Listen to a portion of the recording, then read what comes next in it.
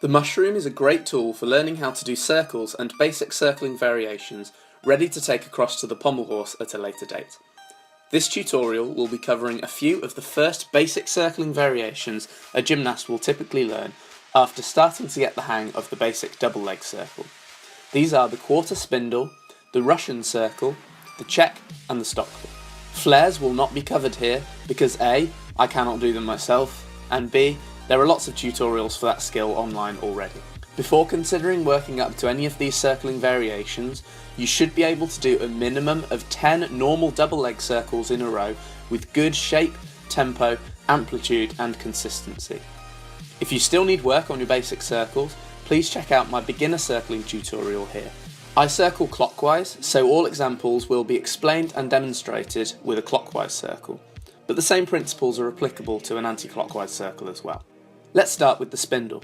The spindle is similar to a regular circle, but with each full circle, your body will turn a quarter of a rotation in the opposite direction, such that if you did 4 quarter spindles in a row, you would be back to facing the same way you started. In a regular circle, you lift your hands up to let your body pass through before placing them back down in the same spot.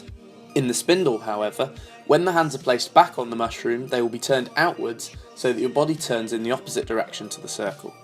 The Russian circle is when your hands pirouette as you circle, such that your body is facing inwards to the mushroom the entire time. You should aim to turn 180 degrees with each hand placement, such that you can complete the full Russian circle in 4 hand movements. Your first hand will turn backwards into undergrasp, before the second hand turns to join it, completing the half Russian. By repeating this once more, the full Russian is achieved. The common mistake here is to do lots of small hand movements, but this means that your hand movements need to be almost impossibly quick to keep up with the pace of the circle. By doing larger, slower hand placements, it is easier to keep the circle going smoothly. Throughout the Russian, your shoulders will be leant forwards past your wrists, and you should be applying pressure downwards through the shoulders, like you would in a planche, to keep your body high and clear from the mushroom. A tight arch position in the back can help keep the legs clear of the mushroom as well, but an excessive arch is not desirable, and it may be a sign of insufficient shoulder displacement or insufficient shoulder strength. Let's now move on to the Czech and the Stockli. Both of these skills are a circle with a half turn, but they are subtly different, as you will turn through front supports in a Czech, facing the mushroom, whereas you will turn through back support facing away from the mushroom in the Stockli. The Czech is initiated during the first part of the circle. As the first hand lifts up, it should be placed slightly further forwards than normal to allow room for the other hand during the turn. As you pass through back support, you will quarter turn inwards and place the second hand down on the same side as the first, such that you have completed a quarter turn and are now facing inwards to the mushroom. As the circle continues, both hands are rotated a further quarter around, such that by the time you are back around to front support, you have made a complete half rotation. Stockli is essentially the opposite of this. For Stockli, the turn is initiated at the 3/4 points of the previous circle. The second hand is placed back on the mushroom further backwards than normal to allow space for the first hand to go in front of it.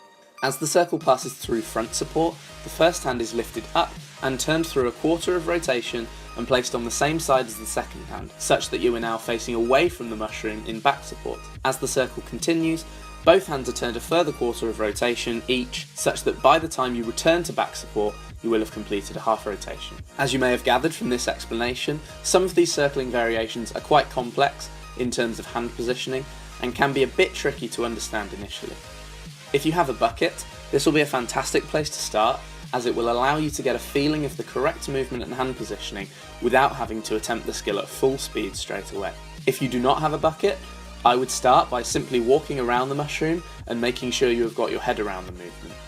Once you are confident that you understand what to do, it is time to give it a try. I would always recommend doing 2 or 3 regular circles at the beginning to build some momentum before attempting the variation, as they are usually easier if they are done faster. Once you can do each circle variation consistently, you can of course build upon it and challenge yourself by trying to do several in a row, or even linking different variations together in the same set of circles. Hey guys, thank you so much for watching this video. I really hope that you enjoyed it and that you found it useful. If you did, please make sure that you subscribe to this YouTube channel, give me a thumbs up on the video and share it on social media with anybody else who you think might find it helpful. For even more videos and regular updates, make sure that you check out my Facebook page and my other training YouTube channel. If you have any comments, questions or suggestions, please feel free to leave them below and I will make sure that I get back to you and do what I can to help. Thank you very much. Hopefully see you again soon.